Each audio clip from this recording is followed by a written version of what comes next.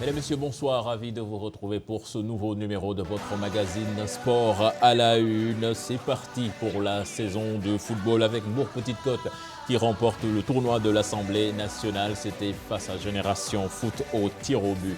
Le Casa Sport en plein dans sa préparation de pré-saison. Le club Fagnon de Ziguinchor veut retrouver les sommets. C'est à suivre dans ce magazine. Un club qui veut retrouver l'élite du football sénégalais, c'est bien l'AS Pikine. Ils ont déjà réussi la moitié du chemin en engageant Djibi Fall. Oui, Djibi Fall, ancien entraîneur de Génération Foot et de la Sonacos, qui a l'habitude de faire monter ses équipes en première division. Il s'est confié à Sport à la Une sur la mission qui l'attend. Nous parlerons beaucoup de handball ce soir. Renaissance de Tivaouane Saltigué. C'est l'affiche donc de la finale de la Coupe du Sénégal. Nous sommes allés à la rencontre des deux équipes qui affichent leurs ambitions. Et puis dans ce magazine, nous parlerons également de la pétition pour le retour de Lamine Diack au pays avec un invité. On n'oublie pas les buzz du web avec Mamadou Ndiaye. Voilà le sommaire de cette émission. Tout de suite, le développement.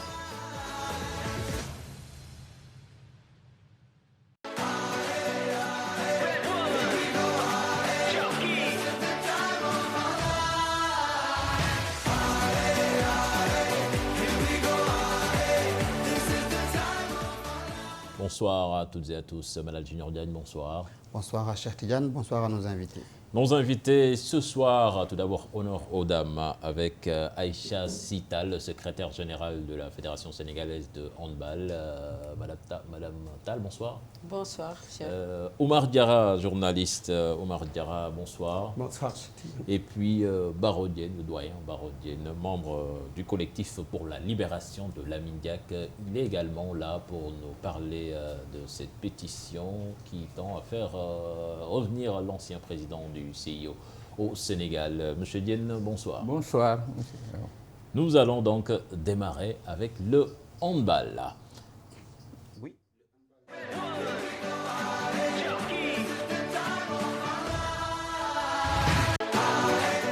Alors, Malal Junior Diagne, avant d'aller à Tivaouane, tout d'abord, Madame Tal, dites-nous, comment se porte le handball sénégalais? Il se porte bien?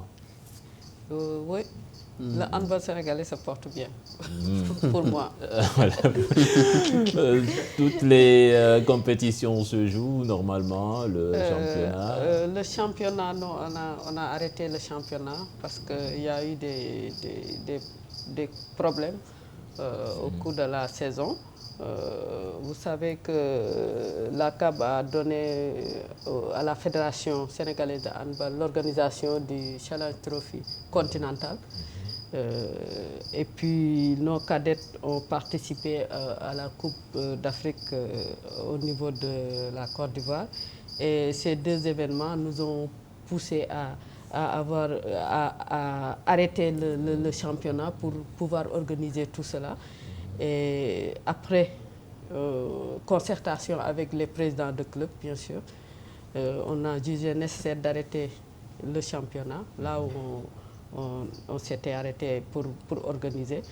Et pour pouvoir reprendre, pour pouvoir démarrer très tôt, c'est-à-dire au mois de décembre. Au mois de décembre. Pour ne pas vraiment avoir des problèmes l'année prochaine, on a jugé nécessaire d'arrêter cette saison, là où on l'avait laissé, et de continuer, de démarrer plus tôt au mois de décembre, une nouvelle saison. Voilà, et l'événement... Et en concertation avec les présidents de club, bien sûr. Voilà, et l'événement qui se profile à l'horizon, donc c'est cette finale de la Coupe du Sénégal, entre Renaissance de Tivaouane et... Chez les dames. Voilà, chez les dames. Et Saltigué. C'est le Saltigué en homme et en dame vont en finale.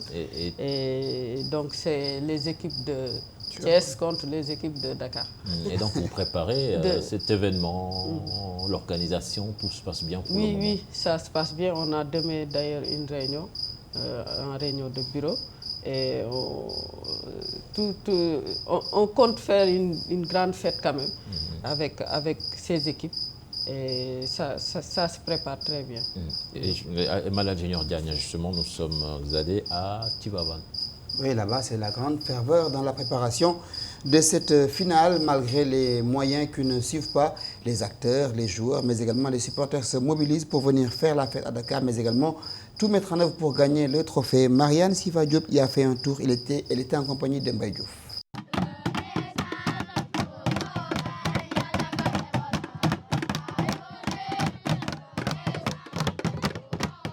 t-shirt yeeg lépp banderole yeeg yëpp instant yi mi ngi sur place lépp pare na li ñuy wax nag mooy di woo population tivaouanoise yëpp di woo région de Thiès fépp fu waay nekk le 4 nga bàyyi sa yitte yëpp nga ñëw ñu ànd dem supporter ji Renaissance handball yàlla may ñu ndam. Toute une ville déterminée et mobilisée derrière son club fagnon, c'est ce qu'on a trouvé à Tivaouane, où l'équipe de la Renaissance prépare la finale de la Coupe du Sénégal de handball.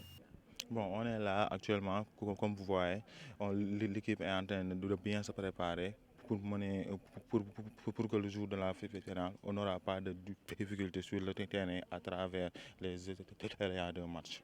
On a amélioré pas mal de choses pour permettre à l'équipe le jour J d'être au top.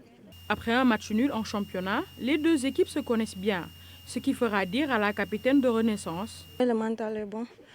On essaie de le gérer parce qu'on connaît bien l'équipe de Saltigué. On s'est déjà vu au cours des championnats, on a fait match nul. On connaît bien l'équipe qu'on va rencontrer parce que elles ont de l'expérience. Mais aussi, nous aussi, on a de l'expérience parce que depuis 2010, on est en train de compétir en première division. On le gère bien. Et aussi, on est jeune aussi. Ça va un peu jouer parce que la jeunesse, c'est un peu, c'est comme une source de motivation. Parce qu'il y a la fougue et tout cela, on va essayer de le gérer, Inch'Allah. Du côté de l'entraîneur, tout est fin prêt. Il a confiance en ses éléments. Je suis tout à fait même confiant que le jour J, Inch'Allah, le couple va venir ici à Tivaouane. Malgré une volonté de ses joueuses à respecter les entraînements, la Renaissance de Tivaouane est souvent confrontée à des difficultés d'ordre logistique. À la municipalité pour qu'ils nous aident pour qu'au moins l'équipe de handball ait un terrain digne de son nom. Parce que vraiment, vu les performances qu'on a aujourd'hui, vraiment, on a besoin d'avoir un terrain pour mener à bien notre activité. Pour une bonne participation de la Renaissance à cette finale, 6 quarts vont rallier Dakar pour booster leur équipe. Voilà, donc à Tivaouane, on y croit fermement et on va bousculer la hiérarchie. Alors, Aïcha, vous qui suivez le handball sénégalais de manière régulière, est-ce que vous avez été surprise de voir cette équipe arriver en finale? Non, non. Vu la constance de Tivaouane Handball Club, vraiment, on s'attendait à ça. En 2015, elles ont été finalistes et elles ont été battues par Duc d'ailleurs. Donc, depuis qu'elles sont en première division, vraiment, elles se battent et vous entendrez souvent parler des joueuses de Tivaouane dans la petite catégorie, au niveau national, je veux dire. Les U20, les cadets, vous entendez toujours. C'est ça qui fait que le handball est un peu spécial. On trouve de bons joueurs au fin fond du Sénégal. Donc c'est ce qui fait que d'ailleurs notre président, l'honorable député Seydou Diouf, ne cesse de remercier les encadreurs qui sont dans les régions et qui n'ont pas de moyens. Vous avez vu, vous avez entendu parler de l'entraîneur. Ils travaillent sans moyens et ils produisent de bons éléments. Donc, en petite catégorie, nous avons vraiment de bons joueurs, et c'est parce que le travail est bien fait. Même au fin fond à Podor, à Dagana, ailleurs, à Sokone, et à Ziguinchor, vous entendrez toujours de bons joueurs. Et nous parlerons tout à l'heure même de cette réussite qui attend même l'équipe nationale. Alors Omar, vous avez vu une équipe de région qui essaie, malgré les moyens difficiles, l'absence carrément de moyens, et qui essaie de s'en sortir et qui se qualifie pour ces grands événements que sont la finale, et c'est vraiment à saluer. Ça ne me surprend pas, peut-être dans toutes les disciplines on retrouve beaucoup de talent, mais moi je voulais juste revenir un peu sur la saison qui est un peu escamotée Parce que quand même ça m'a fait mal de voir le handball sénégalais qui depuis quelques années a pris quand même du poil de la bête avec le président Seydou Diouf qui a beaucoup fait pour que cette discipline soit connue. Aujourd'hui, on joue une phase et on dit que c'est terminé parce qu'il y a problème de moyens.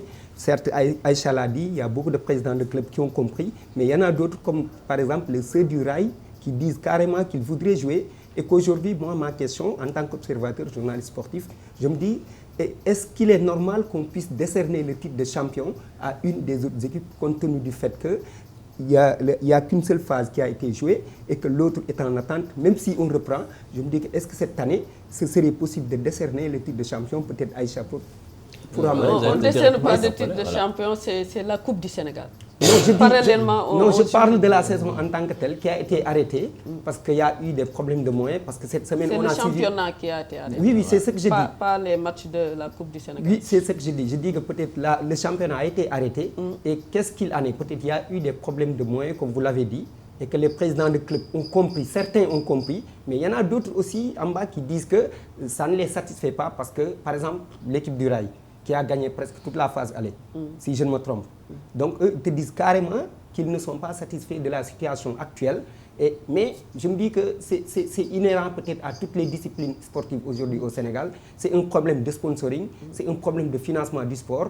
Mais il faudrait aujourd'hui que le handball, peut-être l'année prochaine, puisse réguler de sorte que ces moyens puissent lui permettre de jouer le championnat, la Coupe du Sénégal, et éviter peut-être que cette situation qui se pose ne puisse dégénérer et causer peut-être des situations qu'on a connues antérieurement dans cette discipline. Ouais, Omar, c'est pas seulement un problème de moyens, hein, comme je l'ai dit depuis le début, c'était plutôt un problème de calendrier. Okay. Avec l'organisation du Challenge Trophy, on a reçu 14 équipes ici quand même. Et préparer nos cadets qui devaient participer à la Coupe d'Afrique. Donc c'était pas facile. Et puis, vous savez que le handball fait partie de la fédération, fait partie des fédérations qui sont en train de numériser les licences. Donc cette année aussi, on a ce problème. On est en train de numériser nos licences et pour vraiment lutter contre la fraude sur l'âge et tout ça. Donc il faut... on a eu tous ces problèmes-là et c'est ça qui a fait que vraiment le championnat a été arrêté. En tout cas, le fait de voir, pour revenir à la question... Ce n'est pas tout simplement un problème de moyens, non. Voilà. Le fait de voir peut-être Tivaouane, les autres pays, et Sokone, j'ai vu à Sokone une très belle équipe. Moi, je me dis qu'il y a du travail qui est en train d'être fait. Et à la longue, ça va permettre d'avoir une bonne équipe nationale et non une sélection où on ne retrouve que les joueurs de Dakar comme d'habitude. Sokone, j'en suis témoin puisque c'est là-bas que j'ai fait le collège et ça travaille beaucoup. On peut reconnaître ça au handball quand même. On peut lui reconnaître que c'est peut-être la seule fédération qui regroupe en équipe nationale U20, cadets, les joueurs qui viennent Vous avez misé sur la massification en fait. Voilà. Donc, en tout cas, c'est intéressant. C'est pas que des joueurs de Dakar. Non. Voilà. Et puis, nous sommes allés aussi à Rufisque. Le saltigué détenteur de la Coupe du Sénégal n'entend pas céder son bien. Cette Coupe du Sénégal, c'est leur propriété. De l'avis de l'entraîneur Chérif Tall. Un reportage signé Marianne Siva Diop, Off-Bay et Aminata Mbaresso. Une dizaine d'années, le saltigué joue la finale de la Coupe du Sénégal de handball. Pour l'édition 2017, les Rufisquoises vont croiser la renaissance de Tivaouane, mais pour Chérif Tall, cette coupe est leur propriété. La Coupe du Sénégal, c'est notre propriété. Donc, comme d'habitude, chaque année, nous on dit, il y a le championnat, il y a la Coupe du Sénégal, c'est les deux trophées majeurs. On est là pour gagner les deux trophées majeurs. On ne va pas se laisser faire, on va essayer de conserver notre Coupe du Sénégal, comme d'habitude, pour essayer encore de retourner encore en Afrique. Chez les joueuses, la confiance est aussi au rendez-vous. On est habitué à jouer en finale, donc c'est pas une grosse pression, quoi. On prépare relax. On connaît bien l'équipe de Tivaouane. On s'est déjà rencontrés en finale de Coupe du Sénégal. C'était un peu, ça a un peu duré. C'est pas pareil. Parce qu'ils étaient pas expérimentés en ce moment. Maintenant, elles sont un peu expérimentées. On va jouer expérience. Pour une participation mémorable du Saltigué à la finale de la Coupe du Sénégal, l'entraîneur rufisquois appelle à une mobilisation derrière son équipe. Encore appeler tous les Rufisquois comme d'habitude à venir supporter les équipes. Cette année, on a 2 équipes en finale. Il y a les garçons qui sont restés presque 10 ans sans aller en finale Coupe du Sénégal. Cette année, c'est la bonne. Donc on a 2 équipes en finale. C'est un peu dur, mais avec le soutien de notre président, Inch'Allah, tout se passe. Demander tout le public rufisquois de venir comme d'habitude, venir au stade et supporter nos vaillants handballeurs là. À l'image de la formation de Tivaouane, le Saltigué a aussi des difficultés avec son terrain d'entraînement. Donc le message, c'est vraiment de dire aux autorités locales de nous laisser notre terrain. À Rufisque, il n'y a que seul terrain de handball. Les garçons, ça fait 2 ans, ils puissent aller en 2e division à cause du terrain. On a programmé le Duc en demi-finale de la Coupe du Sénégal à Rufisque. Ils sont venus pour jouer. On a déclaré forfait parce qu'il y avait une manifestation des Alpolars qui faisaient des meetings. On a pu être relégué en 2e division à cause de cette. Puis ce n'est pas la première fois. Chaque année, on a un problème de terrain. Fair play et non-violence sont les maîtres mots de cette finale de la Coupe du Sénégal de handball prévue samedi 4 novembre à Dakar. Voilà, Madame Géorgia, encore son piternel problème d'infrastructure qui plombe vraiment nos équipes, surtout celles qui sont dans les régions. Ben ça, c'est les mairies qui doivent prendre le relais de l'État. Parce que le sport, comme la santé et l'éducation, à un certain niveau, c'est des compétences qui ont été transférées aux municipalités et ils ont des budgets pour ça. Au lieu de tout le temps acheter des maillots, des ballons, subventionner les ASC, il faudrait également penser aux autres disciplines qui ne demandent qu'à avoir des terrains pour jouer. Le handball, c'est beaucoup plus facile à gérer que, par exemple, dans une commune, 150 ASC. Il n'y a pas 150 équipes de handball dans une zone. Donc, il faudrait que les municipalités pensent à aller réhabiliter les terrains de handball, les terrains de volleyball, les terrains de basket, afin de permettre également à l'autre jeunesse qui ne s'intéresse pas au football de pouvoir s'exprimer. Et surtout, je pense que même ces infrastructures, on doit pouvoir les avoir dans les lycées et les collèges. Moi, je pense que c'est ce qui avait fait peut-être la force du sport sénégalais. C'est à l'école où tout se construisait. Mais aujourd'hui, on constate que peut-être même dans les quartiers, on retrouvait par exemple à la Padoie, on retrouvait un terrain de basket. À Bob, on retrouvait un terrain de basket. Ailleurs, on retrouvait des terrains de handball. Par exemple, à Rufisque, s'il y a une histoire de handball, c'est parce qu'il y avait le jardin qui avait un terrain de basket, un terrain de handball. Les gens ont compris. Maintenant, je me rends compte que même en construisant les stades de football, on oublie un peu cette partie qui est réservée, comme vous le dites, à l'autre jeunesse. Il faudrait qu'on pense à cela parce que autant il y a des jeunes qui jouent au football, autant il y a beaucoup de jeunes qui pratiquent le basket, le handball, le volley. Et de plus en plus, le Sénégal a tendance à être connu dans ce domaine. Aïcha sait de quoi je parle. Et il faudrait quand même qu'on puisse les mettre dans les mêmes conditions. Et j'en suis sûr, ces disciplines pourraient être même les premières à nous apporter des lauriers que le football. Voilà. Aïcha, s'il y a une fédération qui ont très souvent beaucoup de lauriers, c'est la Fédération sénégalaise de handball. Mais dites-nous, côté infrastructure, quels sont les efforts que vous faites quand même pour essayer d'améliorer un peu les choses?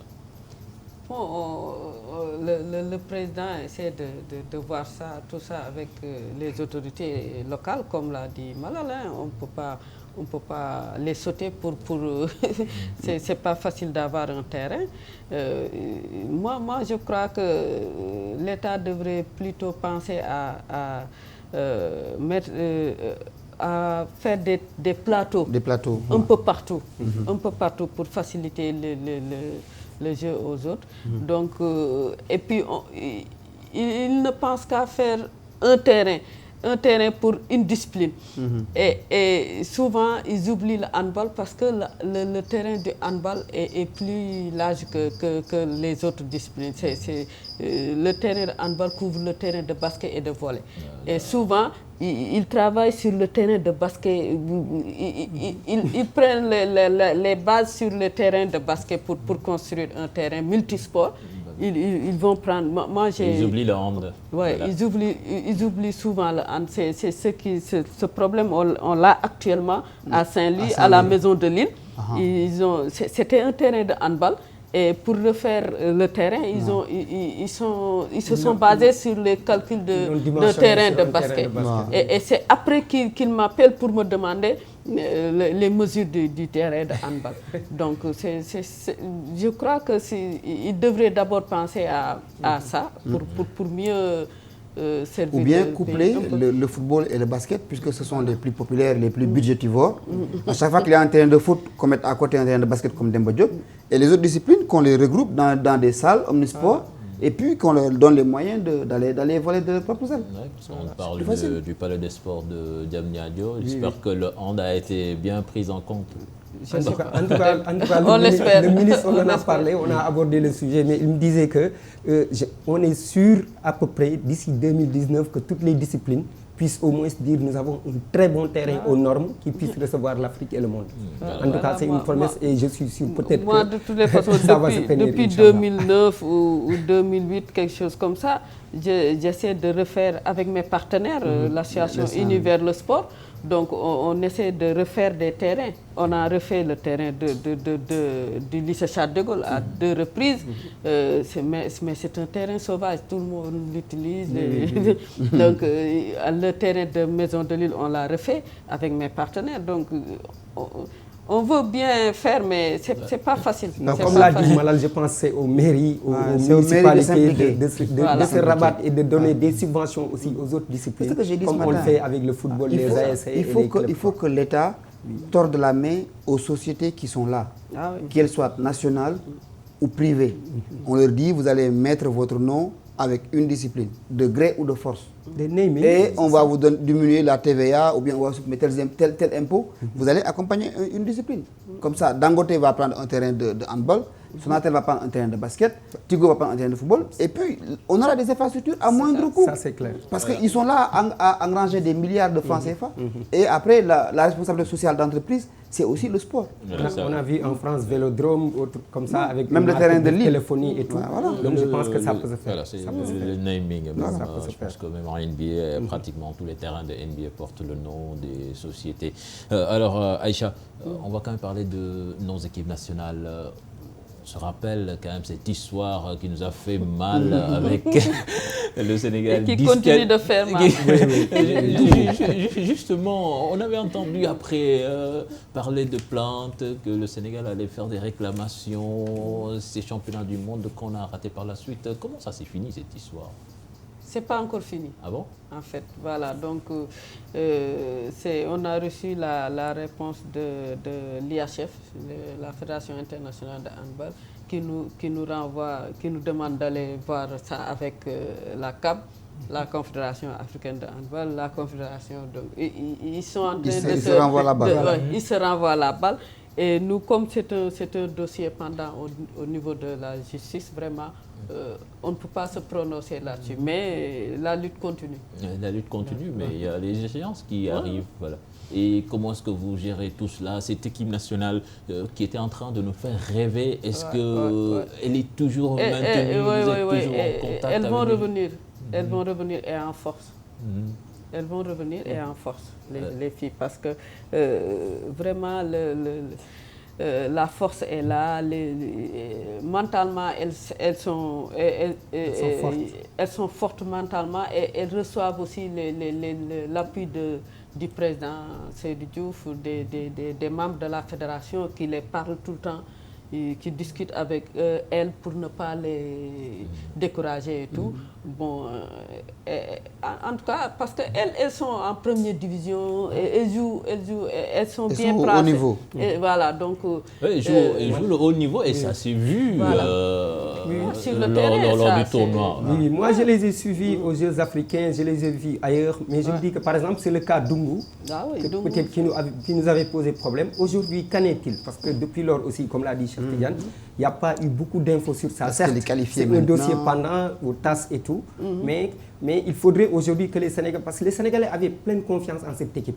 On se disait que cette équipe-là avait la capacité de tout gagner. La fédération n'a pas fauté, Dungu n'a pas fauté, c'est peut-être la CAB. Parce que vous savez ce qui s'est passé, donc on ne peut pas... Mais est-ce qu'elle est qualifiée pour jouer une nouvelle compétition? Continuer avec l'équipe nationale? Bien sûr.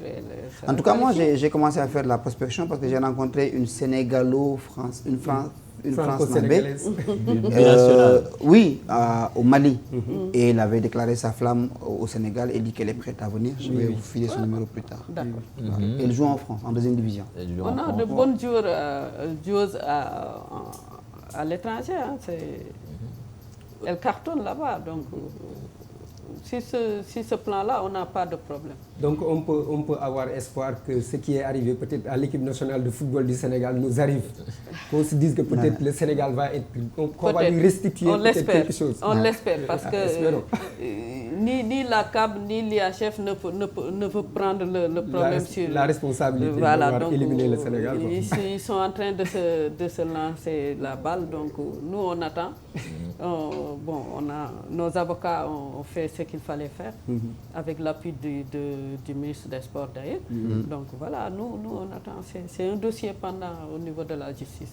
Oui, parce que quand même ce tournoi... Moi je préfère ne pas... ce tournoi a démarré presque dans... je ne sais pas, personne ne prêtait attention à ça, mais au fur et à mesure que l'équipe jouait, gagnait, à la fin... Même vous, voilà. Ici, votre place, là... C'est clair que on ne prêtait pas beaucoup d'attention au handball, mais cette équipe quand même commençait à faire rêver. Et ça parlait dans les réseaux sociaux et tout le monde. On espère que les Africains, mais elle faisait sensation. C'est l'équipe qui remplissait le stade. Ça a été une ascendante. Elle montait depuis avant même les Jeux africains au tournoi qualificatif des Jeux olympiques et au tournoi qualificatif des Et la prochaine échéance pour l'équipe nationale, c'est quoi? La Coupe d'Afrique. La Coupe d'Afrique en 2018. C'est bientôt ça. 2018, donc vous allez quand même vous espérer refaire le même parcours ou même mieux. Mieux, c'est le trophée. On va faire mieux que le football. Elle espère. Le football se prépare à aller au mondial. Hein. Ils iront au mondial. Je suis commissaire de match de football, donc je ne peux pas... Ça c'est vrai. Voilà, merci Aïcha Sital. C'était un plaisir de vous recevoir sur ce plateau. Mais avant de vous libérer quand même, vous allez un peu assister à cette discussion concernant la pétition Lamine Diack. Et pour en parler, nous avons invité sur ce plateau le doyen Baro Diène. Doyen, bonsoir. Bonsoir. Alors, doyen, vous avez initié cette pétition pour faire revenir ou bien pour que le président Lamine Diack retrouve sa liberté de mouvement, de pouvoir rentrer au pays. Dites-nous, ça fait plus d'un mois que cette initiative a été engagée. Où est-ce que vous en êtes? Oui, l'initiative a été engagée pour la libération de Lamine Diack parce que nous, des amis, on pensait qu'il fallait faire quelque chose pour Lamine Diack parce qu'il le mérite. Et ça se fera le 1er novembre, 2 ans que Lamine Diack ne peut pas venir au Sénégal. On a pensé faire une pétition. Nous avons rassemblé des milliers de signatures sur le plan électronique et sur le plan des cahiers. Des quartiers ont fait des listes de 1000, 1500, 3000. On a fait des milliers de signatures. Et puis il y a des gens à partir de la Côte d'Ivoire, de la France, des États-Unis. Ce n'était pas qu'au Sénégal. Hein, partout. Non, ce n'est pas au Sénégal, c'est international. Bon, le but de la pétition, c'est de demander à ce que Lamine Diack, qu'on lui permette de venir au Sénégal et de répondre demain s'il y a un appel qui le concerne. Mais Lamine Diack a 84 ans. Lamine Diack a un passé qu'aucun Africain n'a eu sur le plan sportif. Il est arrivé au sommet. Et pendant plus de 35 ans, il a travaillé pour l'athlétisme mondial. Il a été d'abord le vice-président de Nebilo. Après la mort de Nebilo, Lamine Diack a terminé le mandat et Lamine Diack a fait 15 ans de présidence. Et il a amené l'athlétisme à un sommet qu'il n'a jamais atteint sur le plan financier, sur le plan de l'organisation et tout ça. Bon, on peut dire qu'un homme comme Lamine Diack, qui a 84 ans, qui a été maire de Dakar, ministre, vice-président de l'Assemblée nationale, qui a eu des responsabilités sur le plan mondial, membre du CIE et tout ça, vraiment, il ne mérite pas le sort qu'on lui a réservé. Parce qu'il y a 2 poids et 2 mesures. Si vous voyez en France, ce qui est arrivé à Platini et Blatter, mais ils sont libres. Or, Lamine Diack, on détient son passeport, on l'empêche de venir dans son pays. Bon, nous savons qu'il y a des efforts qui ont été faits, mais c'était de notre devoir. Des amis ont pensé qu'il fallait faire quelque chose parce que c'est assez. Il y a 2 ans, le 1er novembre, on a voulu organiser un rassemblement de tous les amis de Lamine Diack. Nous avons été voir les chefs coutumiers, les responsables, les maires, les chefs de quartier et tout ça, tous sont mobilisés pour que le 1er novembre, on puisse se retrouver chez Jaraaf. Le 1er novembre, c'est demain. Non, après-demain. À partir de 9h30, il y aura un récital de Coran. Ensuite, le grand rassemblement de tous les amis de Lamine Diack, avec le président Majib Sen qui va prononcer un discours, et les amis de Lamine Diack qui vont venir. On demande à toutes les populations de se mobiliser, parce que Lamine Diack jar na loolu, parce que daf ko liggéey ci Sénégal, daf ko liggéey ci Afrique, waruñu toog seetaan ko. ñu leen di gërëm nag yéen journalistes yi, parce que am ngeen ci rôle bu mag, toujours ñu dégg li ngeen ciy wax ak li ngeen ciy def, loolu aussi mu continuer. Non lañ ko bëggee daal. Vous pensez que cette pétition peut avoir une valeur qui permettrait à ces juges français de restituer le passeport de M. Diack pour qu'il puisse retrouver sa liberté? Oui, nous pensons qu'avec la pétition, ça peut amener les juges à revenir à de meilleurs sentiments. Parce que quand même, Lamine Diack n'est pas fautif. On ne l'a pas encore déclaré coupable, mais qu'on lui laisse de pouvoir venir voir ses petits-enfants, ses enfants, ses amis sénégalais. Mais le garder en France comme ça, c'est pas humain. Et nous pensons qu'avec cette pétition, ça va éveiller des consciences et les gens vont s'approprier le problème de Lamine Diack. Parce que ce n'est plus son problème, c'est un problème du Sénégal et de l'Afrique. Alors Omar, quand même, vous pensez qu'il est temps, que Lamine Diack puisse retrouver sa liberté, comme l'a dit M. Barrot, venir ici au Sénégal auprès de sa famille, comme d'autres l'ont eu ce privilège. Je pense que 2 ans c'est déjà assez par rapport à cette situation. Et je pense que Lamine Diack n'était pas seul. S'il n'était pas seul, où sont les autres? Est-ce qu'on les a retenus? Non. Et on pense que peut-être aujourd'hui, j'ai eu quelques informations comme quoi que la pétition a permis aujourd'hui de faire comprendre à plus de 10 000 Sénégalais qui ont signé cette pétition quel est l'état de la situation et ce qui se passe réellement. Et comme il le dit, en Afrique aussi, d'autres sont en train de se mobiliser. Parce que cette affaire n'est plus telle qu'on devrait le présenter tout au début. Ça dépasse même les limites. On a connu l'affaire de la FIFA avec Blatter et Platini qui ont été pris la main dans le sac. Aujourd'hui, ils sont libres de tout leur mouvement. Tout ce qu'on réclame aujourd'hui, c'est que peut-être Lamine Diack puisse être à la disposition de la justice, mais qu'on puisse lui permettre d'être peut-être libre, entre guillemets, et d'être à côté de ses parents, de ses enfants. Au Sénégal, quand même, la justice est devenue mondiale. On est dans un village planétaire. Où est-ce que le président Lamine Diack pourrait se cacher et qu'on ne puisse pas le voir? Moi, je me dis que c'est un problème. Jérôme Valque a eu les mêmes problèmes. Aujourd'hui, il est libre de tous ses mouvements. Donc, je me dis que 2 ans, c'est assez.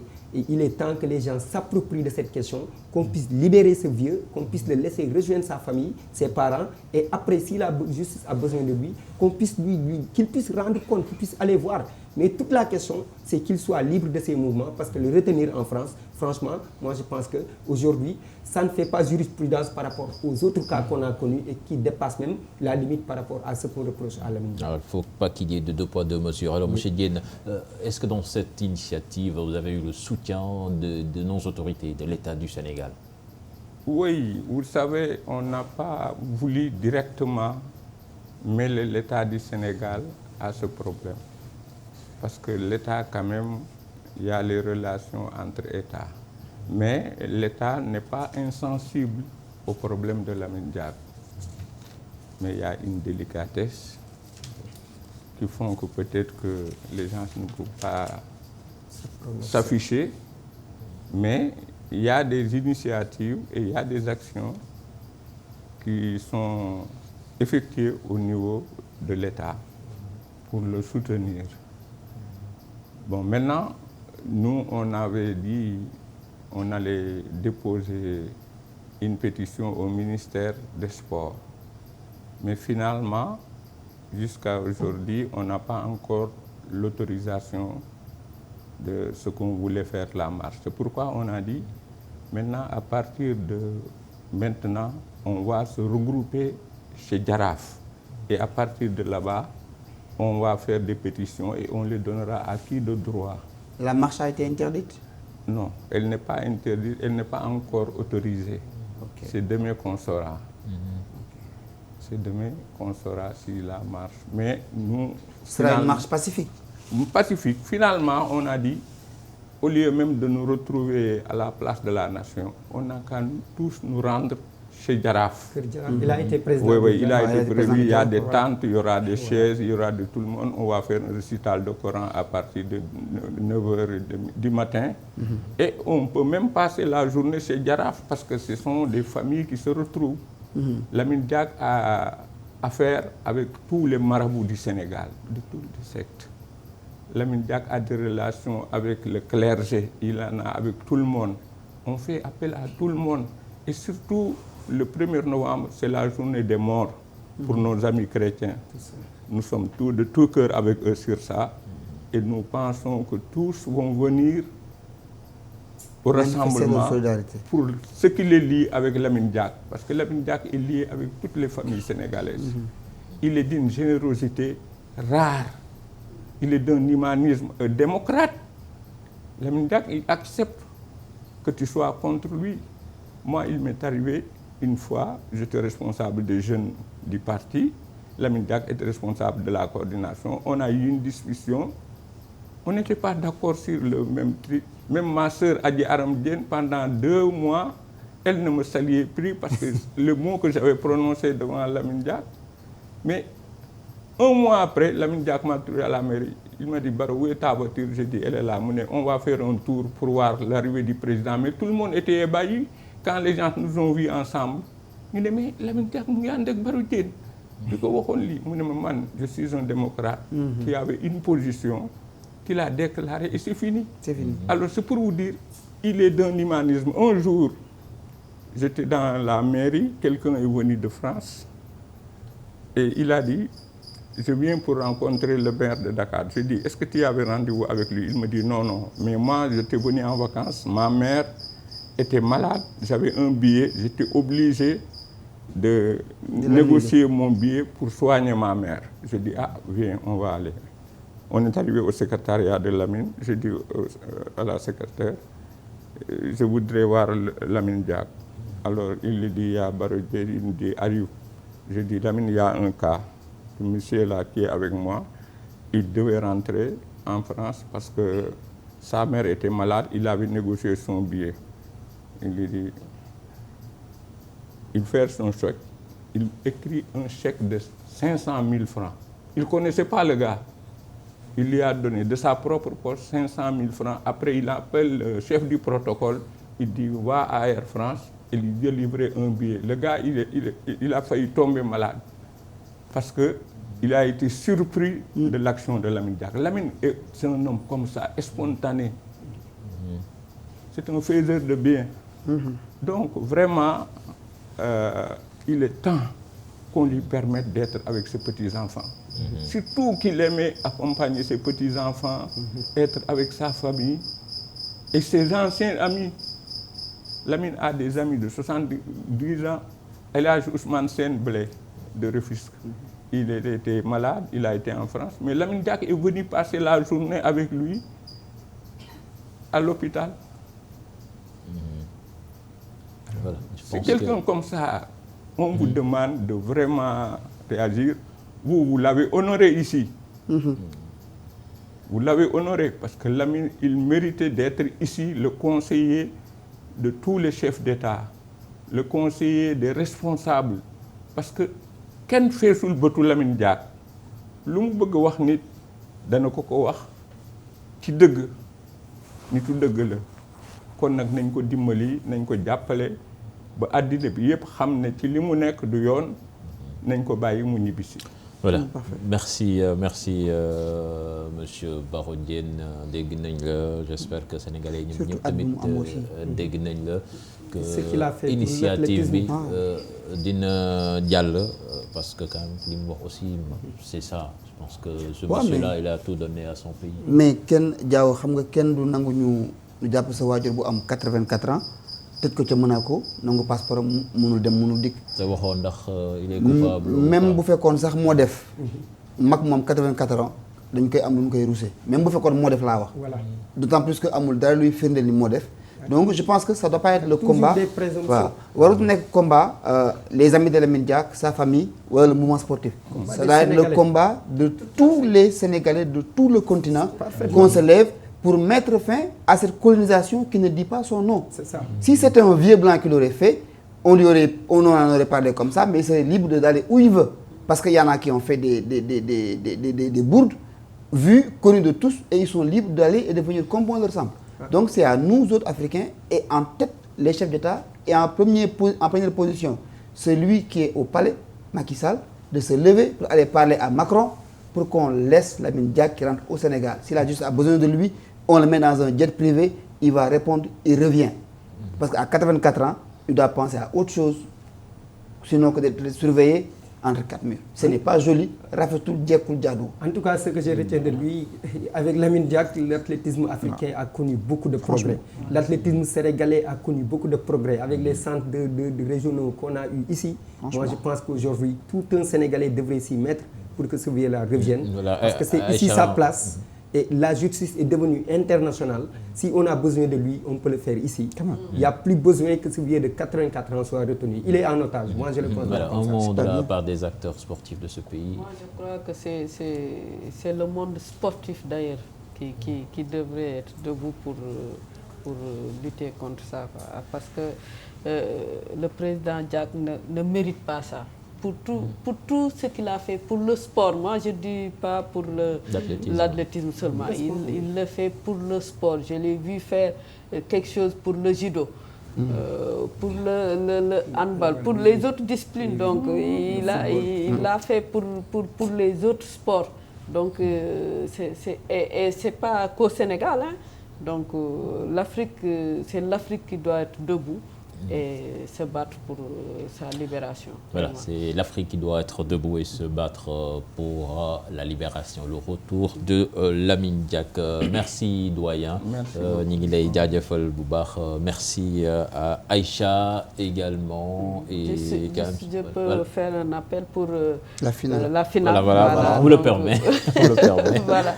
Le matin d'ailleurs de la finale, le 4, on a un CD, un comité directeur.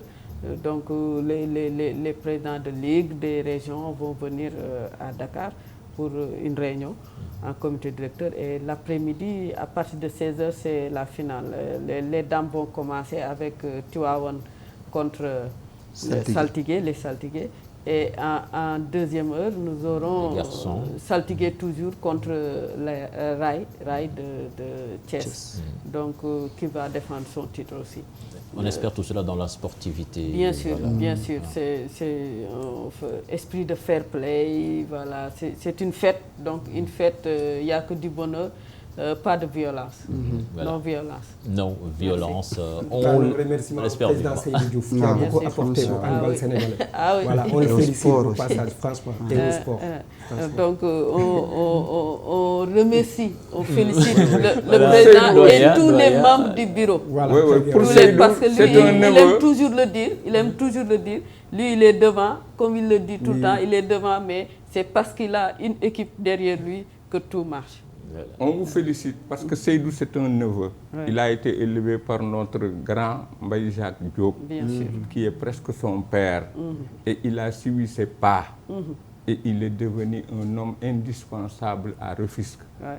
On lui félicite vraiment pour tout ce qu'il fait pour vous. Pour vous aussi, vous nous permettrez de dire à Youssou Ndour, notre fils de la Médina, on est content de son geste. Ce qu'il a fait, il faut être grand pour pouvoir le faire. À l'endroit des artistes. Pour le prix au Japon. Oui, 75 millions CFA, le donner aux artistes pour leur permettre de se soigner. Ça vraiment, pour nous, les grands de Médina, on est content de notre fils. On a vu grandir. Son père était avec nous chez les porteurs de pancartes, Elimandour. On a fait tous ensemble. C'est papa aussi. Il est bocon à Saint-Louis. Oui, il était un peu plus jeune que nous, mais il était entouré de beaucoup de Saint-Louisiens d'ailleurs. Bah oui, mal barré, hein, fais gaffe. Hein. Alors, vraiment, Diao, on est très content et on pense qu'à partir de demain, dans la journée, on vous dira ce qu'on va faire et vous allez nous aider pour la radio et la télévision et tout ça. Il n'y a pas de souci. Merci. On peut se libérer. Voilà, merci beaucoup. Vous attendez un peu. 30 secondes. Juste 30 secondes, comme le dit Malal, pour lancer cet élément de la finale de la Coupe du Parlement. C'était hier à Alassane Djigo. Et ce sont les Pélicans de Mbour, Petite Côte, qui ont mis la main dessus. Ils ont battu en finale l'équipe de Génération Foot après une série de tirs au but sur le score de 6-5, alors qu'à la fin du temps réglementaire, le score était de 1 but partout. Une finale qui s'est déroulée au stade Alassane Djigo devant Cheikh Hassana, Mamadou Ndiaye et Younous Diatta.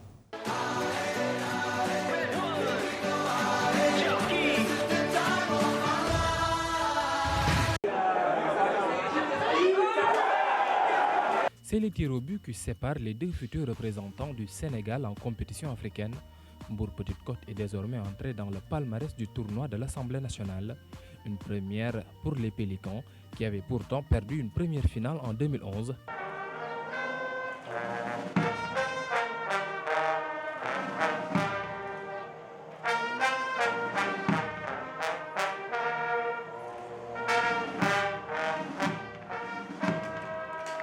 Merci. Pour cette finale, Génération Foot démarre fort. Les Grenats ont même ouvert le score après une belle combinaison. Bakary Mané donne l'avantage aux siens à la 11e minute.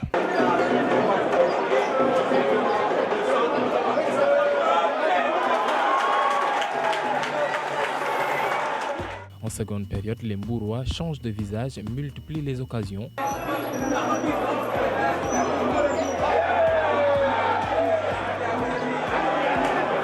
À 2 minutes de la fin, le nouvel entrant Abdoulaye Gueye égalise un but partout. Au final, Mbour Petite Côte remporte la rencontre au tir au but par 6-5.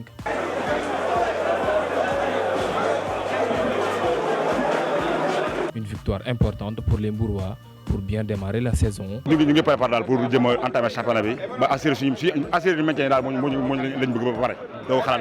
Match difficile, effectivement, je l'ai dit, parce qu'on a joué contre une très bonne équipe qui est en phase d'affûtage, qui a fait 6 semaines de préparation, qui était champion du Sénégal l'année dernière.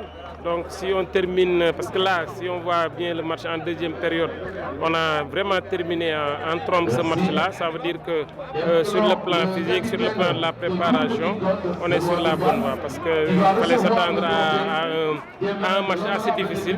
Heureusement que nous, on a su répondre présent et puis au bout du compte, gagner le trophée. Les Grenats ont manqué beaucoup beaucoup d'occasions, reconnaît le coach. Moi, j'explique juste qu'on n'a pas marqué le deuxième but, parce qu'après le reste, on n'était pas en difficulté, on n'était pas en grande difficulté. On a commencé juste à être en difficulté les 10 dernières minutes quand ils ont joué des longs ballons. Là, tactiquement, on n'a pas très bien joué. Notamment mes attaquants n'ont pas bien joué parce qu'ils auraient dû empêcher le jeu.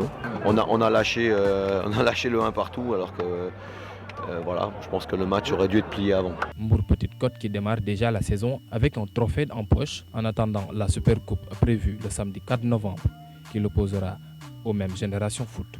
Voilà, donc Génération Foot qui perd cette finale. Omar, Génération Foot, une équipe qui veut certainement garder son bien. On sait combien c'est difficile ici au Sénégal avec ces équipes qui gagnent et qui descendent en deuxième division. Mais quand même, quelque part, on sent qu'ils ont une bonne relève, même s'ils ont perdu cette finale. Oui, ils ont une bonne relève compte tenu du fait que en 2 matchs, ils ont utilisé presque 22 joueurs. Moi, je pense que c'était une revue d'effectifs et c'est important à ce niveau de la compétition. En ce moment, toutes les équipes sont au mercato, ils sont en train de la préparation hivernale qui se poursuit. Donc, c'était bon. Moi, je pense que l'essentiel dans ces genres de matchs, ce n'est pas de perdre, mais c'est de pouvoir au moins voir, réviser les gars. Voilà, exactement, réviser ce qu'on a appris. Et avec Génération Foot, moi je pense que le syndrome qui faisait que les champions quand même restent sur le carreau la saison qui suit, ça risque d'être mis définitivement dans ça. La zone sud a tout pour attirer les grandes équipes africaines et même européennes pour venir se mettre au vert là-bas pendant 1 semaine, 2 semaines. Le Casa gagnerait à investir pour avoir des installations, pouvant recevoir des équipes, des terrains de football, tout ce qu'il faut, et louer ça. Tu loues ça à 3-4 équipes, tu as largement de quoi tenir au moins pour une première partie du championnat. Et tu as aussi des terrains pour jouer tout le temps sur de bonnes infrastructures. Maintenant, les idées sont là, il va falloir aussi le courage. Parce que quelqu'un disait, c'est bien d'avoir des idées, mais c'est mieux d'avoir le courage de ces idées. Voilà. Essayer de les réaliser. Je pense que quand même cette équipe du Casa Sport, pour en revenir sur le plan sportif, ça fait quelques années quand même que l'équipe marque un peu le pas, le Casa qui n'arrive plus à gagner. Oui, même si l'équipe a fait partie quand même depuis 2009, quand on lançait peut-être l'ère du professionnalisme au Sénégal, l'équipe a toujours fait partie peut-être des 4 ou 5 meilleurs. Comme tu le dis, l'équipe marque le pas, malgré tout le potentiel qu'il y a. Malgré tous les joueurs, toute l'administration peut-être du football et même l'administration en tant que telle qu'on retrouve, moi je me dis qu'il est temps, comme l'a dit le président, qu'on puisse constituer, qu'on puisse créer un club qui, peut-être aux environs de 2020, qu'on puisse se dire voilà cette équipe. Et comme l'a dit Malal, c'est tellement important qu'aujourd'hui le football se développe très vite au niveau de la Guinée-Bissau, au niveau de la Gambie.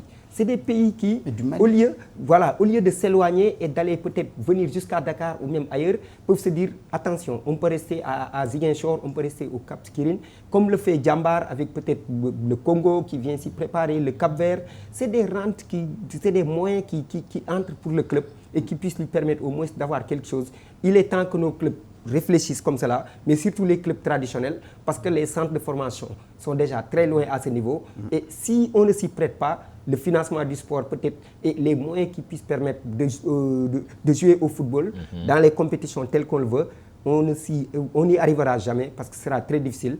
Il faudrait que le Casa Sport y pense. Kafountine, Cap Skirring, Ziguinchor, il y a des possibilités au moins de faire quelque chose, de construire des terrains gazonnés, des pelouses qu'on puisse louer et permettre peut-être à l'équipe d'avoir des moyens. Voilà, on parle de la relance du secteur du tourisme et je pense que de ce côté-là, quand même, il y a quelque chose à faire. Nous revenons à Dakar, à Pikine, pour parler d'un travailleur de l'ombre qui réussit toujours à faire monter ses équipes en première division. Vous l'avez sans doute deviné, on parle de Djiby Fall, l'ancien entraîneur de Génération Foot et de la Sonacos. Aujourd'hui, il a déposé ses baluchons à l'AS Pikine avec comme ambition de faire revenir ce club phare de la banlieue parmi l'élite. Il a rencontré nos reporters Mamadou Ndiaye et Ofbaï.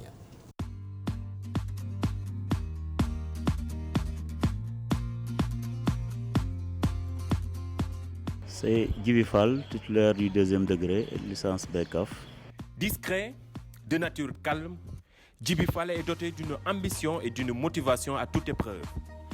Méconnu du grand public, le jeune technicien laisse parler ses performances. C'est extrêmement difficile parce qu'il y a tout le temps la pression. Il y a tout le temps la pression. Et aussi, il y a deux équipes qui doivent monter. Si elle est tout le temps concentrée au travail, il y a tout le temps aussi la pression. La pression de l'environnement, c'est-à-dire des supporters, des joueurs, mais également du public. Parce qu'à chaque fois, l'entraîneur est tout le temps concentré, il est tout le temps stressé pour pouvoir faire un bon résultat. Faire monter les clubs en Ligue 1, sa marque de fabrique, une identité pour Djiby Fall. Mais avec la Ligue 2, j'ai beaucoup appris à côté de techniciens. C'est l'occasion aussi de les remercier. Au passage, Feu Albert Manga, Mamoussa Sissé, Abdoulaye Sarr, Olivier Perrin, avec qui tous ces entraîneurs que j'ai côtoyés, avec qui j'ai appris beaucoup de choses et que je remercie au passage. Ils m'ont beaucoup appris. Ils m'ont aidé aussi dans ma formation d'entraîneur que je suis devenu aujourd'hui. Et je pense qu'avec eux, j'ai beaucoup appris pour être aujourd'hui un entraîneur vraiment de qualité. Djiby Fall a réussi à faire monter la génération foot en 2016, Senghor la saison dernière et maintenant, il tente l'aventure avec l'AS Pékin. Le nouvel entraîneur signe un nouveau contrat avec le club de la banlieue. J'ai étudié la proposition de Pékin. Comme c'est une équipe de Ligue 2 ambitieuse, je me suis dit que je vais tenter aussi ma chance avec l'AS Pékin. Tout ce qui est possible pour atteindre l'objectif, mais aussi prier aussi parce que aussi nous sommes des musulmans. Le reste appartient au bon Dieu. Nous allons faire le travail. Le jeune technicien continue son petit bonhomme de chemin. Il ne refuse pas l'idée de s'engager avec un club de la Ligue 1. Mais avant cela, il continue d'engager de l'expérience avec les clubs de la Ligue 2. Voilà, la bonne étoile de Djiby Fall, et on espère que ce sera la bonne, jamais 203, il a fait 2 fois, et vous le voyez réussir le pari, le même pari avec l'AS Pékin. Je le vois, certes Pékin est très difficile, Pékin, le contexte, surtout l'environnement. Pékin qui a fait une bonne saison. Une très bonne saison, parce que l'année dernière, de peu, Pékin allait retrouver l'élite. Et je pense qu'avec Djiby Fall, quand même, qui a connu des situations beaucoup plus compliquées avec Génération Foot, qui était là, qui devait monter, qui avait des ambitions, avec Sonacos. Moi, je me dis que quelque part, il peut y arriver. Et il est très calme, il est très posé. C'est un jeune technicien, comme on le dit. Certainement, s'il a des ambitions très claires et il sait où il va, moi, je pense qu'avec Pékin et le président Modou Fall, il peut y arriver et peut-être permettre à cette équipe de retrouver l'élite parce que ça sera très populaire pour le football sénégalais. Avec mais Pékin, il va falloir quand même qu'il se stabilise et s'engager dans un projet à long terme. À long terme, oui, mais pour l'instant, il est en train de chercher à avoir de l'expérience, du vécu pour être un entraîneur chevronné avec un bon bagage. Et peut-être que dans 2-3 ans, il va se mettre sur un banc pour un long projet, peut-être gagner le championnat, gagner la Coupe du Sénégal, aller en Afrique, faire un grand coup là-bas et viser plus haut. Mais pour l'instant, il est encore à l'université. Voilà, et il apprend. En tout cas, ce qui est clair, c'est que la Ligue 2 est très difficile. Ça, il faut le savoir. Et en ce moment, j'ai constaté que tous les clubs de Ligue 2 recrutent au même titre que les clubs de Ligue 1. Donc, il faut s'y préparer. Voilà, comme le dit le doyen Laïdjaou, c'est l'antichambre peut-être de la Ligue 1. Et quand ils se rencontrent, on ne voit pas d'écart. Il n'y a pas d'écart. Voilà. Puis nous parlons justement de cette cérémonie du Sargal Foot zappé cette année, selon nos sources, le drame de Demba Diop. On serait l'origine. Des observateurs du foot approuvent, mais soutiennent que les distinctions quand même doivent être faites. Nous allons les écouter dans cet élément signé Mamadou Ndiaye et Younous Diatta. Bon, c'est vrai que ce qui s'est passé au stade Demba Diop lors de la finale de la Coupe de la Ligue est regrettable, une tache noire dans la saison qui s'annonçait belle. Malheureusement, c'est arrivé avec ce que l'on sait comme mort et que nous regrettons tous. Maintenant, est-ce que c'est une raison de ne pas organiser Sargal Foot? Moi, je pense que ce n'est pas une raison suffisante. Parce que là, nous sommes au stade et on joue ici le tournoi de pré-saison, donc le tournoi du Parlement, la finale qui se joue présentement. C'est un événement qu'on n'a pas reporté, qu'on n'a pas annulé. Je crois qu'on aurait pu tenir ce Sargal Foot là pour permettre de récompenser et d'honorer tous les acteurs de la saison, les clubs qui sont distingués. les acteurs qui sont distingués, les jeunes qui ont fait une bonne saison.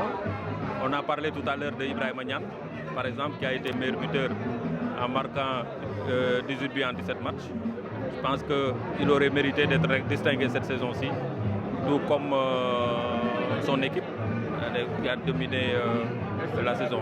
Moi, je pense qu'ils auraient pu organiser. Je ne pense pas que ce soit une raison suffisante pour ne pas organiser. Par la vie quand même continue, et ça aurait été une belle façon aussi, une occasion également de rendre hommage à ces supporters qui sont décédés tragiquement. Ceux qui ont pris la décision l'ont fait peut-être à contre-cœur parce qu'ils veulent un peu continuer à respecter le deuil. Après ce qui s'est passé, quand même 8 morts, c'est énorme si ça se passe dans un stade. Donc s'ils essayent un peu de saluer la mémoire de ces gens-là à travers ça, bon, on peut peut-être comprendre. Même si de l'autre côté aussi, il y a un revers de la médaille parce qu'il y a des joueurs qui ont fait des performances pendant toute la saison. Donc qui n'ont que ce jour-là pour quand même être au-devant de la scène, être récompensés, que tout le monde sache que la saison dernière, ils ont fait de très bons résultats et qu'ils méritent d'être mis au-devant de la scène. Donc leur priver de ça aussi, à mon avis, c'est un peu injuste parce que leurs prédécesseurs ont eu ce privilège-là de venir devant les médias, devant leur famille et voilà, devant tout le monde, être quand même sacré, être célébré par rapport aux performances effectuées la saison dernière. Donc si ça ne se passe pas aussi, bon, on essaie de comprendre, mais moi je trouve qu'on peut trouver une formule plus soft, où il n'y aurait pas peut-être trop de festivités, mais une cérémonie pendant laquelle ces gens-là quand même doivent être récompensés parce qu'ils le méritent. Voilà, donc vous avez suivi nos deux confrères, le drame de Demba Diop qui revient. On sait tous que depuis ce jour-là, ce fameux jour-là, quand même, le football sénégalais sur le plan local marche très difficilement. Mais quand même, pour en revenir à cette cérémonie, c'est vrai que la raison, on peut la comprendre, mais quand même les distinctions, c'est important, surtout pour les joueurs. Moi, je pense qu'il est normal et ce qu'il faudrait, c'est que les équipes championnes, les joueurs qui sont les plus singularisés lors de la saison terminée, puissent au moins recevoir les récompenses. Parce que, certes, il y a eu le drame de Demba Diop du 15 juillet, mais il faudrait que l'activité reprenne. Ça ne peut pas s'arrêter. On a connu peut-être à Wembley des situations pareilles. On a connu peut-être récemment à Lille, on a connu des situations qui se sont posées. Mais n'empêche, dans ces pays, le football a continué. On ne peut pas totalement oublier, mais comme l'a dit peut-être Youssou dans l'entretien, ce qu'il faudrait, c'est que permettre peut-être à ces gens de manière très sobre de comprendre que ces gens qui sont partis, ils aimaient le football. Donc, en récompensant ces équipes, ces clubs, ou bien ces joueurs qui sont censés peut-être venir même de ces clubs-là, qui ont connu des situations un peu difficiles par rapport à cette situation, c'est au moins faire oublier ou bien rendre possible cette situation de régénérescence et surtout de vécu par rapport au football. Mais je pense qu'il faudrait qu'on crée quelque chose et qu'on ne zappe pas totalement cette cérémonie de récompense qu'on avait l'habitude de voir. Mais qu'on les désigne, qu'on désigne meilleure équipe, meilleur entraîneur, meilleur buteur, meilleur coach, meilleur joueur. Sur le meilleur buteur, on le connaît. Voilà, et que la Ligue achète des cadeaux symboliquement, qu'on aille les voir, leur donner ça, et puis on met des photos dans la presse, des images à la télé, à la radio. Ils disent ce qu'ils en pensent et puis ça continue. Et pourquoi pas profiter par exemple de situations comme la Supercoupe qui joue la 2e édition, c'est l'année dernière qu'on l'a créée. Au moins profiter de la mi-temps et tout, venir présenter les joueurs. Voilà, Ibrahima Niane, c'est le meilleur joueur, même s'il n'est pas là, qu'on lui reçoive son trophée, qu'il puisse savoir que par exemple pendant telle saison, j'étais meilleur buteur, qu'il le garde. C'est toujours bon qu'on puisse savoir que cette génération foot qui est championne du Sénégal, que MPC est quand même vainqueur de la Coupe du Sénégal, que Stade de Mbour est vainqueur de la Coupe de la Ligue. Moi, je pense que c'est important de récompenser ceux qui ont bien travaillé. La nature a horreur du vide. Voilà. Rassurez-nous, au niveau de la NPS, quand même, on aura le meilleur joueur sénégalais. Oui, parce que la NPS le bureau est en train de travailler sur ça. Et les gens sont en train de collecter les informations par rapport à tout ce qui se faisait, comme en décembre ou en janvier. Je suis sûr que la presse sportive va récompenser les meilleurs sportifs sénégalais, comme cela se faisait à chaque fois. Voilà. Malal Junior, nous parlons de ce match, Afrique du Sud-Sénégal. C'est pour le 10 prochain à Polokwane. Et déjà, du côté sénégalais, toutes les dispositions ont été prises afin de mettre les Lions dans les conditions les meilleures pour aller en Afrique du Sud. Déjà, l'État a mis à disposition la pointe Sangomar qui va aller donc amener la délégation de Dakar à Paris, puis de Paris à Polokwane. Sur place également, une mission avancée a été déployée sur place. Maître Augustin Senghor, président de la Fédération sénégalaise de football, résume tout ça. Vous pouvez vous en douter, on est à une semaine du début du regroupement, donc nous mettons la dernière main aux préparatifs. Et le déroulé, je pense, tout le monde le connaît maintenant. Il s'agira dès la semaine prochaine d'envoyer en mission avancée donc une délégation sur Polokwane. Donc le jeudi prochain, je pense que c'est le jeudi 2, un représentant du ministère et certainement le président Abdoulaye Sow vont aller en éclaireur pour préparer le terrain à l'équipe. Le lundi 6, nous aurons la délégation de Dakar qui va quitter pour rejoindre le gros de la délégation, notamment les joueurs et le coach Aliou Cissé qui sera aussi parti le jeudi en France. Et le lundi soir, dans la nuit, nous quitterons pour rallier directement Polokwane. Et c'est l'occasion encore une fois pour moi de remercier le chef de l'État ainsi que le gouvernement et le ministre Matarba pour les efforts qui ont été faits pour mettre l'équipe dans de bonnes conditions. Après, sur place, je pense aussi que tout a été déjà calé, c'est-à-dire l'hébergement dans un hôtel qui sera à proximité du stade où on va jouer. Parce que la dernière fois, il y a un an, on était dans un endroit assez éloigné de la ville, mais cette fois-ci, nous avons tenu à être dans la ville, aussi bien pour assurer une bonne récupération, éviter les longs déplacements. Et nous resterons là-bas, nous nous préparons sur place jusqu'au jour du match. Et dès le lendemain, nous nous mettrons en route sur Dakar, parce que vous le savez, il y a 3 jours d'intervalle entre les deux matchs.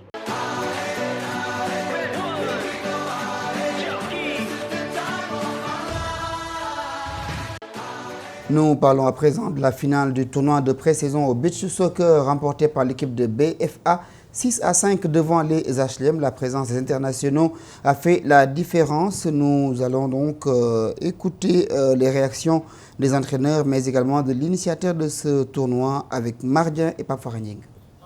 BFA remporte le trophée du ministère des Sports devant HLM. Dans un match serré 6-5, les jaunes et noirs, avec leur expérience, avaient du mal pour venir à bout des novices, ce qui atteste le bon niveau du tournoi. Parce que toutes les équipes qui étaient là ont de très bons joueurs. C'est un tournoi de très bon niveau. Ça nous a permis aussi de détecter aussi d'autres joueurs de l'équipe pour être présélectionnés en équipe nationale. Les objectifs atteints, les organisateurs estiment que ce tournoi pré-saison va permettre de renouveler l'équipe nationale de beach soccer. Là, je crois que le sélectionneur était là. Et celui quand même qui coachait l'équipe qui a gagné le trophée. Et je crois que nous avons pu voir des jeunes qui peuvent quand même prétendre à quand même intégrer l'équipe nationale du Sénégal. Pourquoi pas? Et on va choisir des éléments dans les jeunes qui ont joué le tournoi et qui vont jouer contre l'équipe nationale. Et là, il reviendra au sélectionneur de voir les éventuels joueurs de l'équipe nationale. On a toujours détecté des joueurs lors des tournois ou bien lors d'un championnat, mais après le niveau international, ça c'est autre chose. Mais quand même, on a pas mal détecté, parce qu'il n'y avait pas un grand nombre d'équipes. Donc on a détecté 3 joueurs dans l'ensemble. Maintenant on attend le championnat pour mieux voir les joueurs. Mais le seul hic, le terrain de Diamalaï mal aménagé, d'où ce cri de cœur des organisateurs. Moi j'ai voulu vraiment qu'il soit là et que cet espace-là, qu'il nous aide quand même à réflexionner. Et je crois que c'est vraiment l'espace idéal pour au moins organiser nos compétitions et des fois même les entraînements de l'équipe nationale, si toutefois elle est ici à Dakar. Ce tournoi pré-saison de 6 équipes, une aubaine pour les joueurs de cette discipline avant le début de la saison en décembre, mais aussi de bien entamer les éliminatoires de la CAN. Avant le foot européen, nous parlons judo avec 4 combattants engagés. Le Sénégal qui remporte 4 médailles, dont 2 en or, 1 en argent et en bronze au tournoi international d'Abidjan qui a pris fin ce dimanche. Les Lions donc sont arrivés cet après-midi à Dakar.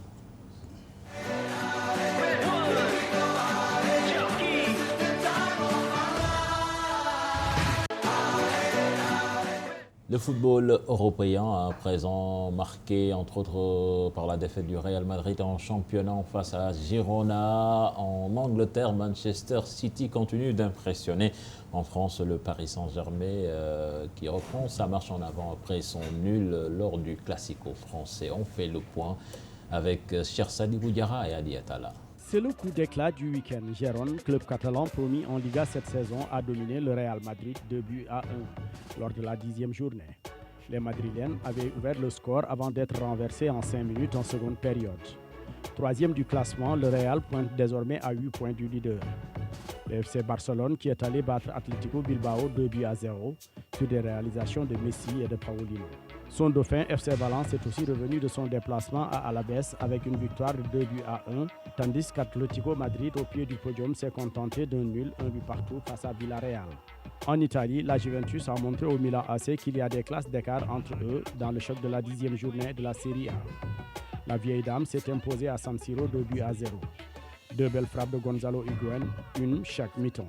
Naples, invaincu en championnat, garde la tête du classement après son succès devant Sassuolo 3-1. Surprenante en ce début de saison, la Lazio a étrié Benevento 5-1. En Allemagne, il y a un changement à la tête de la Bundesliga à l'issue de la 10e journée. L'ancien leader, le Borussia Dortmund, a courbé l'échine devant Hannover de Salif Sané 4-2, perdant de ce fait la première place au profit du Bayern Munich. Des Munichois qui ont pris le meilleur sur Leipzig 2-0, dont un de James Rodriguez. Pas de changement par contre à haut du classement de la Premier League anglaise après la 10e journée. Manchester City a battu West Bromwich 3-2. Pendant ce temps, son poursuivant direct Manchester United a remporté le choc face à Tottenham grâce au but de Martial. Au pied du podium, Chelsea a bataillé ferme pour vaincre Bournemouth sur un but d'Eden Hazard. Liverpool s'est relancé devant Huddersfield, surclassé 3-0. C'est le même score que le Paris Saint-Germain a infligé à Nice à l'ouverture de la 11e journée de la Ligue 1 française. À 4 points des Parisiens, les Monégasques ont bien voyagé à Bordeaux, ramenant une victoire 2-0, dont un de Diao Baldé Keita. Lyon complète le podium après s'être défait de Metz sur un doublé de Nabil Fekir. L'Olympique Marseille, qui suit derrière Lyon, a fait une bonne opération à Lille. Une victoire, 1-0, œuvre de Morgan Sanson.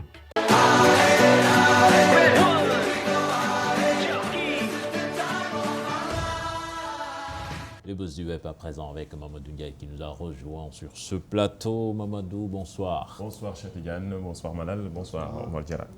On démarre avec la NBA ce week-end. Les joueurs d'OKC ont, paraît-il, eu l'apport de leur vie. Effectivement, il y avait une grosse frayeur pour les joueurs d'Oklahoma City. Pourquoi? Parce que l'avion partant de Minneapolis et ramenant les joueurs de la franchise NBA a été endommagé en plein vol. Les joueurs ont atterri sains et saufs, heureusement, à l'aéroport de Chicago à bord de leur avion dont le nez a été totalement enfoncé. Selon certains joueurs déjà qui ont posté l'info sur les réseaux sociaux, l'incident s'est produit à 30 000 pieds d'altitude. Peut-être l'avion a percuté un oiseau. C'est ce qui se dit, un oiseau. En tout cas, il devait être gros. Oui. Il devait être costaud. En tout cas, le nez de l'avion complètement endommagé. C'était après un match qu'ils ont joué à Minnesota de Gorgishian, qui avait marqué un joli panier au Beaux-Arts ce jour-là, il faut le souligner. Et puis, 30 octobre 2017, c'est l'anniversaire aujourd'hui de Diego Maradona. Effectivement, Diego Maradona, 57 ans. Diego Armando Maradona, surnommé El Pipe de Oro, le Gaméanor, artisan de la victoire de l'Argentine en Coupe du Monde de 1986 au Mexique devant l'Angleterre. Une occasion pour nous de revenir un peu sur ces meilleurs moments. Regardez l'élément. Voilà, donc Diego Armando Maradona.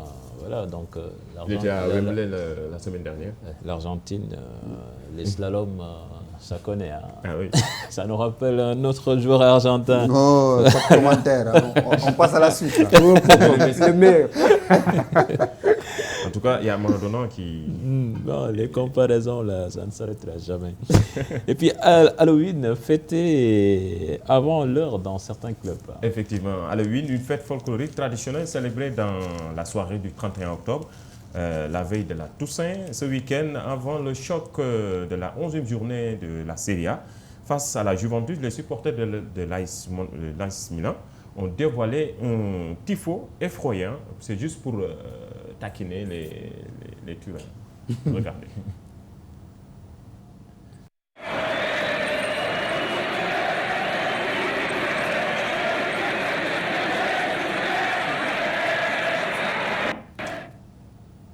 Et voilà, ce tifo n'a pas du tout inquiété les Juventini qui se sont imposés 2-0. Certains supporters, c'est pour les rappeler leur finale perdue de la Coupe d'Europe. De la Coupe. Ah, voilà. En tout cas, c'est la Juventus qui a gagné. Effectivement, il n'y a pas eu beaucoup d'effets. L'autre image, il y avait aussi du Halloween au PSG, mais les internautes ont un peu modifié les images, mais c'est du Halloween. Regardez. Un chapeau de sorcière. C'est encore coupé?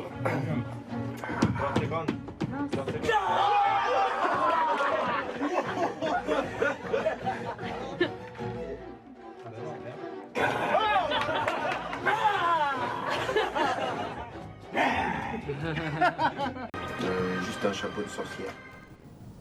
Voilà, donc les Parisiens... Détournés par les internautes, ils pensent que Marseille fait peur maintenant. voilà. Le Classico a laissé des traces. À présent, la vidéo bonus. Oui, on termine avec les vidéos de bonus. Il y a 2 vidéos. La première, c'est une course incroyable d'un joueur. Il n'a rien à envier à Usain Bolt. Ça se passe en Indonésie. Regardez. Dari tim Naga Mekes menguasai bola, tendangan kaki kiri mampu dihalau. Baik sekali diblok oleh Leo Tupambo. Oh, sebuah saluran kali ini Terence Fuhiri, masih Terence Fuhiri. Baik sekali Terence. Tendangan Terence Fuhiri, gol.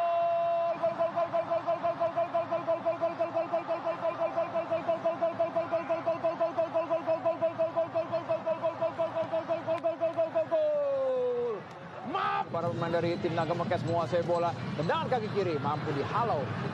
Baik sekali diblok oleh Leo Tupambo. Oh, sebuah saluran kali ini Terence Fuhiri, masih Terence Fuhiri. Baik sekali Terence.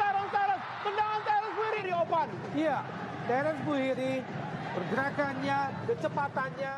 Voilà, bon, quand même, cette image, j'y crois pas. En tout cas, c'est incroyable sa pointe de vitesse. Ah oui, il est trop rapide. Mais si on peut remonter l'image, parce que vous voyez l'arbitre de touche là, lui aussi, il court pratiquement aussi vite que l'attaquant. Ah oui? Si vous le voyez, non, regardez l'arbitre de touche. J'ai pas fait cette remarque. Regardez l'arbitre de touche, parce que je me dis que ça a été truqué. Ah oui, vous pensez, parce que cette image a fait le tour du web. Mais regardez l'arbitre de touche. Regardez. Oh. Voilà, vous le voyez. Lui aussi, il est extrêmement rapide pour un arbitre. Il est passé de 0 à 100 en quelques secondes.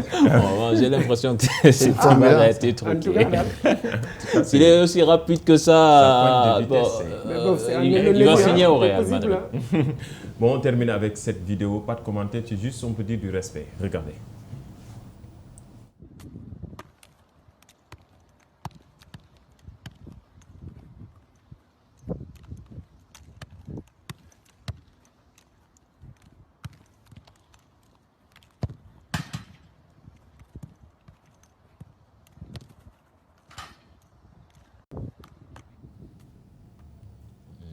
Voilà, vraiment magnifique. Oui, magnifique. Pas de limite dans la vie. C'est dans la tête. Oui. Merci Mamadou Ndiaye.